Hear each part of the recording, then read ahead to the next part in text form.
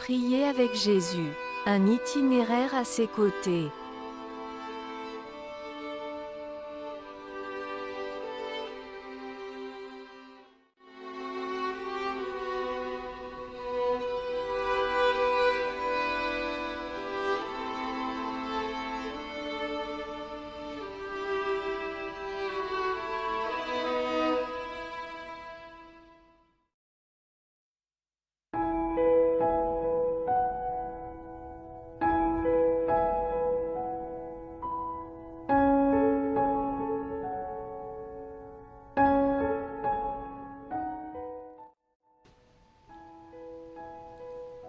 Chers amis, bonjour. Aujourd'hui, nous sommes au deuxième jour de la troisième semaine de notre cheminement. Le thème de ce matin, sanctifier le nom. Que ton nom soit sanctifié. Matthieu chapitre 6, verset 9. Le nom. Dès le premier jour, nous apprenons à reconnaître un son répété régulièrement par des parents ou des tuteurs. Parmi tous les sons que nos oreilles captent, nous finissons par comprendre qu'un son particulier signifie moi. Nous apprenons à le saisir comme un son destiné à capter notre attention, à nous dire des mots d'amour ou à nous murmurer une parole de consolation. C'est notre nom. Au fil du temps, nous apprenons aussi à apprendre d'autres sons, d'autres noms de personnes que nous appelons pour leur poser une question, leur demander de l'aide, leur faire part de notre joie ou de nos craintes. Notre nom nous confère une identité. Le nom d'autrui nous donne accès à celui qui le porte. La prière que Jésus nous a laissée en exemple commence par le don d'un nom et des responsabilités qui lui sont rattachées. Notre Père qui est dans les cieux. Par ces 7 mots, Jésus nous apprend le nom de celui à qui s'adresse notre prière, celui qui est la source de la vie, la représentation de la force, et bien d'autres images que nous inspire le plus bel exemple humain de paternité. La référence de Dieu au Christ comme pierre angulaire ne fait de lui un minéral. L'image de Dieu comme Père souligne tout simplement la relation filiale, empreinte de confiance entre l'enfant et son Père. Le Christ nous accorde le privilège de nous adresser à Dieu par ce nom très personnel. Étant donné que les êtres humains ont du Père une image et une expérience très variées, certains s'adresseront à Dieu comme Père beaucoup plus facilement que d'autres. Dès que vous prononcez les premiers mots de cette prière, ce titre de Père sort-il facilement et naturellement de votre bouche?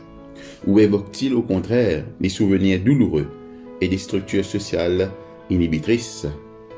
Si tel était le cas, trouvez un moyen de revaloriser ce terme ou cherchez un autre mot qui véhicule l'image d'amour et de soin qui devrait normalement être attaché au Père. Notez le pronom possessif que Jésus emploie au début de cette prière. Il ne dit pas « mon Père », mais « notre Père ».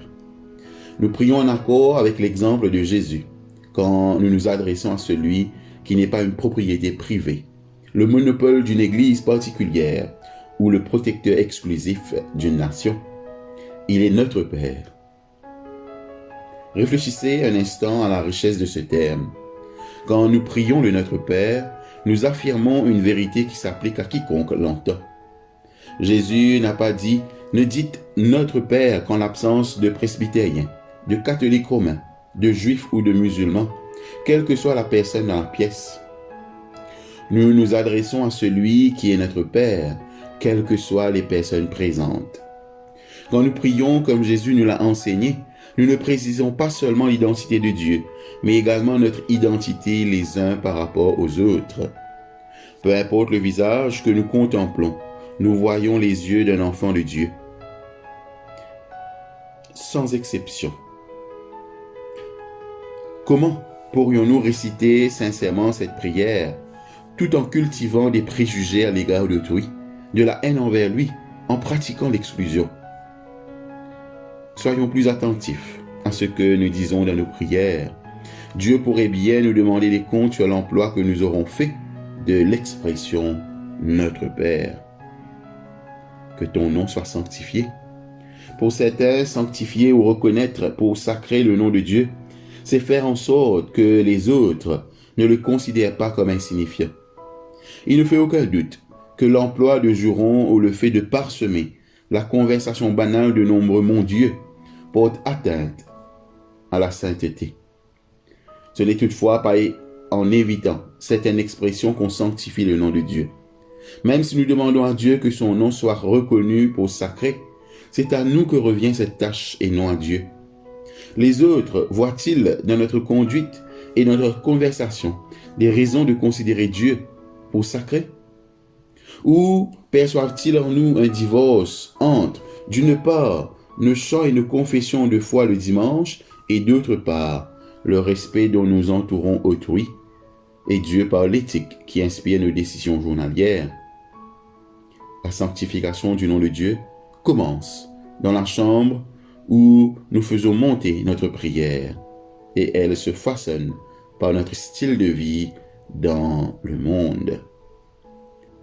Notre Père qui es aux cieux, que ton nom soit sanctifié.